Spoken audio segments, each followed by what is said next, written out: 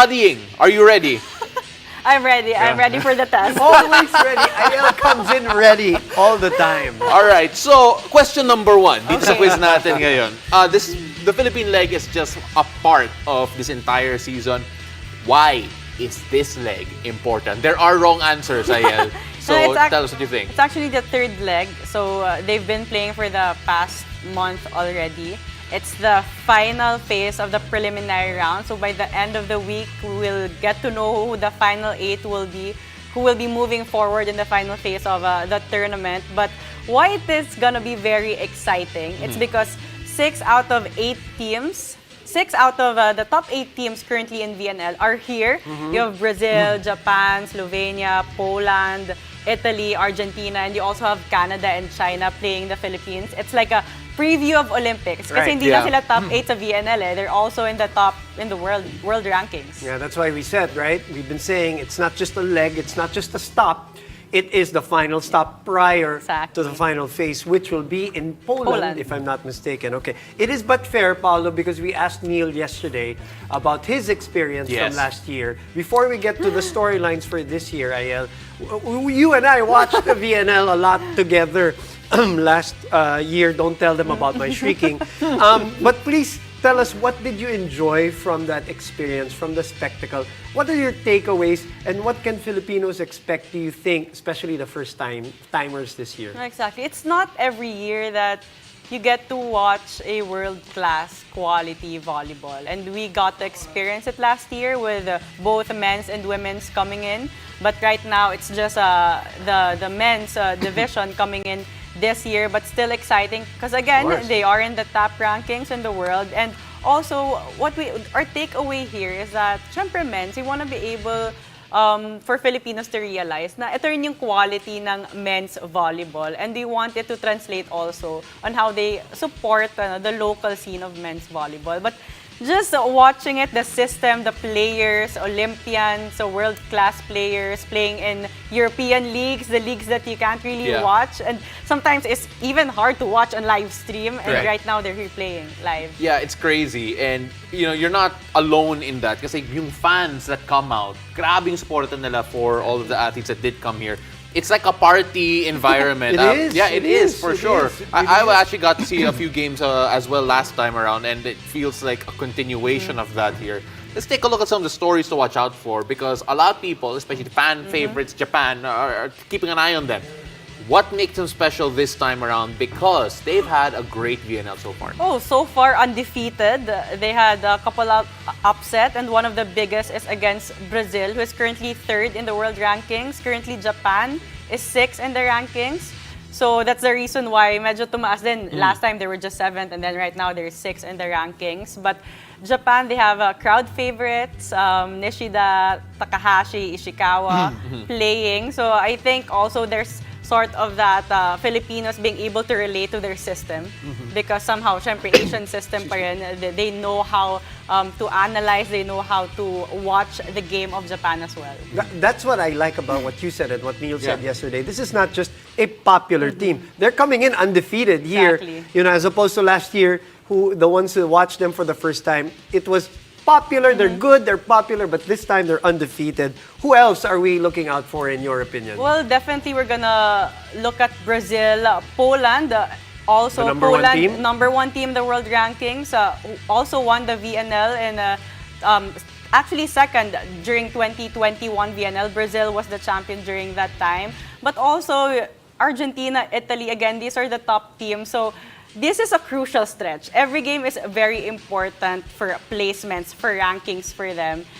So it's just really exciting that we just don't get to watch it like, example, if it's just the first leg na hindi pa ganun ka-crucial. Right. So may stakes talaga. So you're gonna expect really high quality and crucial games. Like earlier, Brazil playing against Italy, wherein Italy won against Brazil. So right now, Italy was able to get a higher rank, and same rankings at sila, win-loss record with Brazil, Slovenia, and Poland. Which is 6-2, 6-2. Win-loss record. Okay. You know, it feels like the margins are so small when it comes to these teams. And again, even if we say like a team number 3, like Brazil, who played against Italy's team number 7, at least rankings-wise, it doesn't really matter. Exactly, doesn't really matter. It doesn't really matter as much. And right now, if you're a Brazil fan and you're trying to figure out whether or not, okay, is there a revenge game coming up? They have a good one against Poland coming up very soon, which is going to be a repeat of a 2021 championship matchup.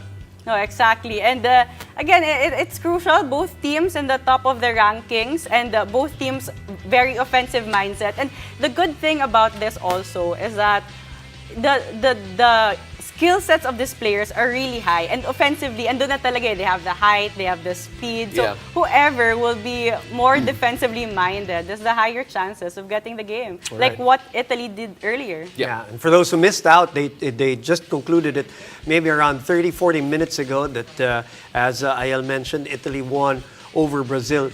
That was via a comeback. And in one of the interviews during the game, Ayel, the player was talking about the possibility of jet lag affecting their game, which is another part of this, the component of this VNL because of all the traveling. Brazil, the higher ranked team, suffered the loss. They were ahead a set, and then they said, at least according to them, jet lag kicked in. What are your thoughts on that game earlier? That's very possible. They've been traveling for the past months in different countries. And just to add on to what we talked about earlier, why this is exciting, it's because there's also an ongoing VNL in USA, right, wherein the lower seeded teams are playing. That's why we are so lucky. Philippines is so lucky that we have most of the top 8 teams playing in the Philippines right now. And it's all because of what happened last year. Luck has a lot to do with it, but because of what they saw and the response last year, that's why they're also here. Yeah, I mean, like the atmosphere that the fans created. In other words, fans, please go out and create an even bigger atmosphere when it comes to that. Now, a lot of people are going to be excited to see individuals as well. Now, in particular, a guy named Ran Takahashi, I think a crowd favorite, and he's not just a crowd favorite. He's been doing well. If I'm not mistaken, he's the first player to score over 30 points in the 2023 and men's playing VNL. later. And playing later in against 30 minutes. China. Right. And you said that a player who has been really performing well, third overall as a best scorer and third also in terms of best spiking. So an overall player talaga, especially as an outside hitter, a good support to Ishikawa as the captain of Japan. Any quick thoughts on the match later against 25th ranked China? Am I correct? Yeah. Well, they're saying that China still has a chance to play neck and neck with Japan. But again, Japan is coming in with a lot of confidence and a lot of momentum, being undefeated. But more than the China game, they have must-watch games against Poland, Slovenia, and the next few Italy, days, who are also in the top 8 of the ranking so far. And aside from that, what's also interesting is Japan playing Netherlands because Ishikawa is second as a best scorer currently, and they're playing against one of the opposite attackers of Netherlands in Emir. So it's going to be really interesting to see that matchup in particular. And you mentioned must-watch. You can catch all of that on the Pilipinas Live app. You can find that on the Apple Store and Google Play. And subscription is 99 pesos per month and allows you to catch the VNL, PVL, PBA, and so much more. So download that today. Ayel, maraming salamat. Really appreciate you. We'll see you at the games. Yes, we will. And you did pass the test. As always, flying colors. And after the break, we'll talk about some courtside stories from the UAAP and the PVL. Stay tuned. You're watching The Game.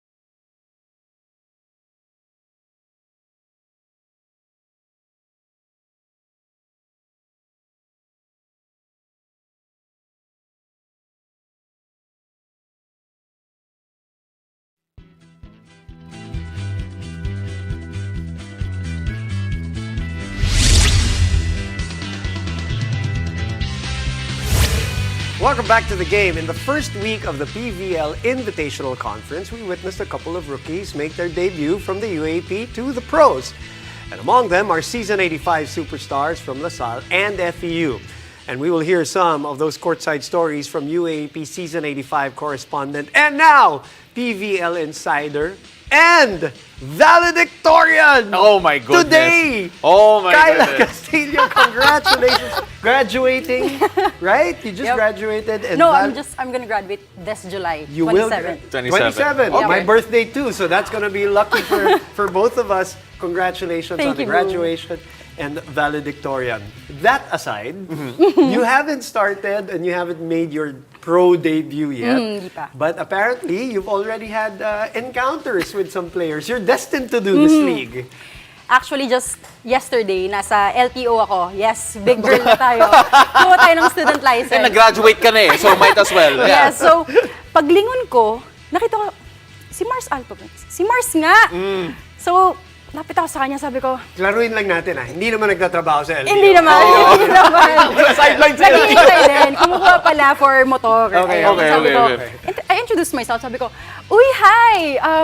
Courtside reporter ako sa PVL. Tapos yung mukha niya parang, ay, yes. And then sabi ko, oh, nag-courtside din ako for UAAP Season 85 from FEU. Tapos sabi niya, yeah, nice meeting you. Tapos syempre, classic Gen Z, 0.5 kami.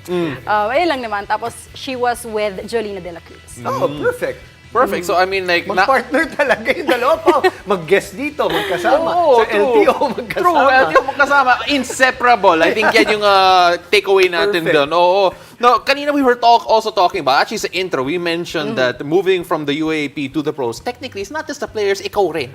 Alright? When you look at this opportunity, looking at all the players that you actually did get to work with and seeing them sa ibang stage rin, how does that make you feel na kasabay mo sila going up into the pros? Alam mo, actually, very surreal pa rin yung pakiramdam para sa akin. And it is also very humbling kasi in a way, I got to grow up with these players, with these athletes. And it's very exciting na I will get to join them in this brand new experience and grow with them along the journey. All right, we talked about this during the meeting, right? Your vision kind of expanding from before just players from your school, but now you're talking about players from different teams. But let's talk about the ones from your school first, because they also made their debut. Jo Fernandez had a great year in FEU, now moved into the pros. She was here on our show before and said that Tina Salak had a lot to do with her going to the pros. So I want your takeaway for Jobs. And of course, your stories about Tina. I'm sure you're going to miss Coach Tina too. So actually, nung debut ni Jov, ayan, nag-chat kami on IG. Ayan, classic chika. Tas, ayan, I miss you, I'm proud of you. So, I would like to say na super happy ako for Jov. And nagkaroon kami ng mini emotional moment kasi I remember the last time I talked to Jov, it was yung last game namin for UAAP, last game nila. And she told me na sobrang laki ng naging changes sa kanyang self-confidence. And ang malaking role dito is si Coach Tina. Dati-rate, si Jov Fernandez daw, nakayuko maglakad, laging, mamaya na lang, hindi na. But now, she's more than ready to, just grab every opportunity that will go her way, and she owes it, as she says, to Coach Tina. And dahil nga sa very sudden na pag-alis ni Coach Tina, a lot of the players were devastated. But they told me, nung bumisita ako recently sa FEU, na ang kagandahan, may mababaon sila from Coach Tina. And her legacy as their coach, as their mentor, will forever be with them kahit na wala na dito sa Pilipinas si Coach Tina. Alam mo, that was actually, yung na-mention mo kanina, it's only because you had the opportunity to work alongside of them during your run as a UAP correspondent. And right now, there is now a search for the new upcoming talent for the next season. New batch. The new batch, the new victims? No, new batch here. Pero Kyla, when you take a look at what you've experienced, what advice can you give those aspiring correspondents who want to make a mark like you did? Siguro to leave a mark, just really be yourself. And siguro wag natin siya titignan as simpleng opportunity na trabaho lang. It is an opportunity to meet real people with real stories. And pagkatapos ng UAAP, itong mga taong to magiging parte ng tinatawag mong family. And this is what I've felt with the entire teams. Kahit saglit ko lang silang nakasama they really welcomed me into their world, into their families, and it's really nice to feel seen, heard, and to belong. And speaking of, we welcome you to the PVL family. Your Yes. family just got bigger, so you have the unique opportunity of covering and talking and telling stories of a different group of athletes naman. So congratulations to you. Congratulations for the graduation and valedictorian. Valedictorian. And we will see you July 11, I think is your first Yes, game. it's a carry and That's right, charity. in the PVL. And as Paolo mentioned, be part of that family that will fuel the future as a UAAP Season 86 correspondent. And here's how you can send in your applications. Hi, it's your girl from Moraita, Kyla Castillo, your UAAP Season 85 correspondent from Far Eastern University. UAAP Season 86 is fast approaching and the sidelines are waiting for you. Just when I thought I've reached my peak, UAAP happened and brought me to greater heights.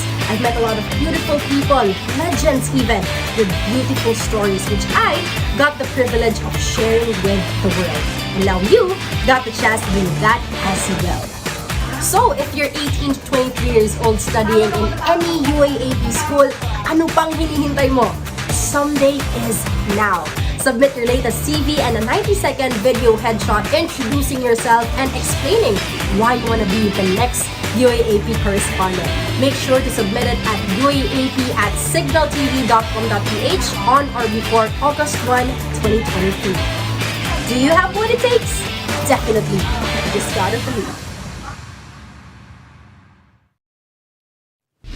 Ang galing ng promo ni Kyla. Ang bilis niya. Oh, ang bilis din niya. Valedictorian talaga. Ang galing eh. Kyla, really appreciate you. Thank you so much for your time. And of course, thank you Thank you, for the last season sa UAP. And we're excited to see you in the PVL. Maraming salamat. Thank you, Blumenthal. So after the break, we'll shift to the national team as we take a look at the journey of the Gilas pool's youngest member, Rhenz Abando. Stay tuned. You're watching The Game.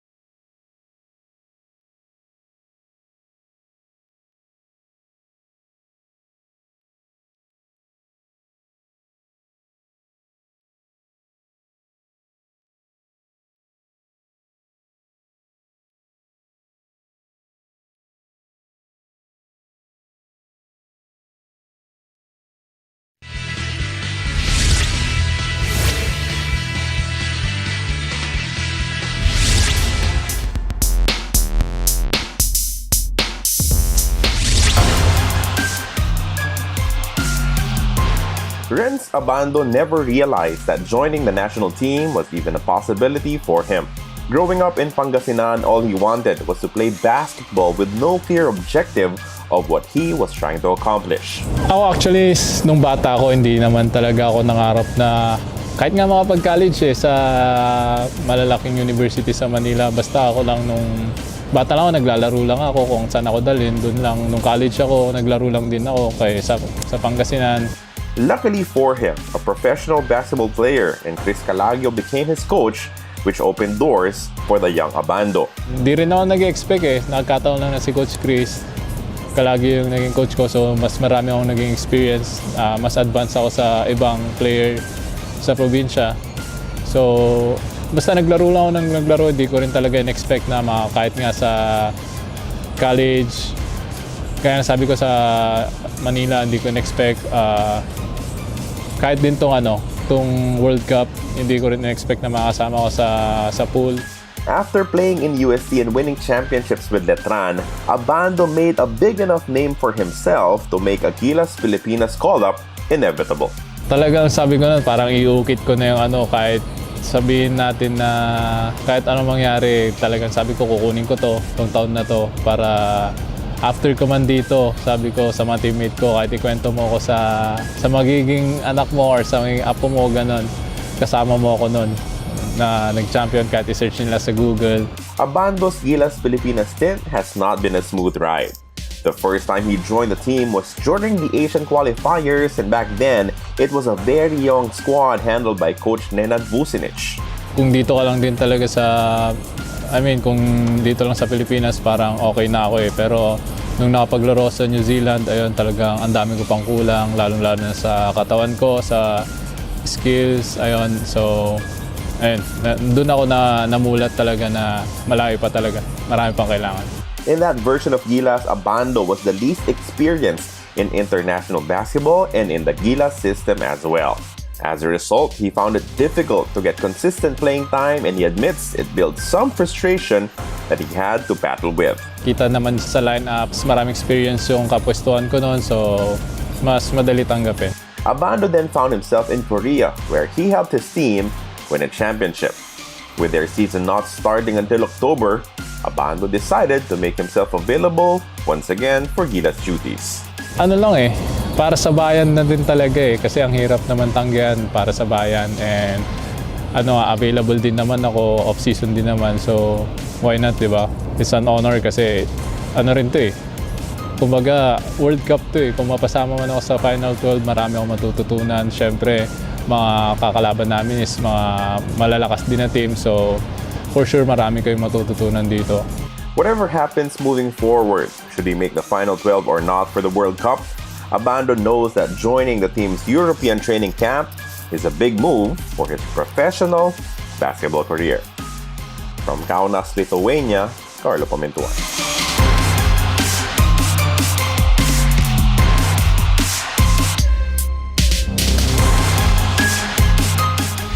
The stage is set for a classic rematch at the 2023 FIBA Basketball World Cup between Gilas Pilipinas and Angola. That's August 27 at the Smart Araneta Coliseum. Back in the 2019 edition of the World Cup, the Angolans edged out the Filipinos in an 84-81 overtime victory. Here's how you can catch the showdown live and in person to be a part of basketball history. Watching the FIBA World Cup live and in person.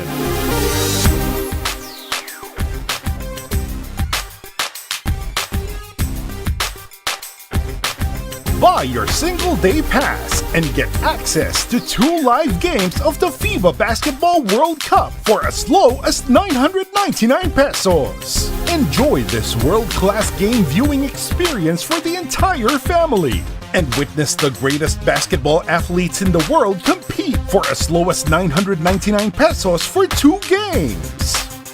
Head to philippines.worldcup.basketball for more information, ticket types, seat information, and other special offers. Be a part of Philippine basketball history and buy your tickets today. Thank you for joining us tonight. I'm Boom Gonzalez. And I'm Paulo De Rosario. This has been The Game.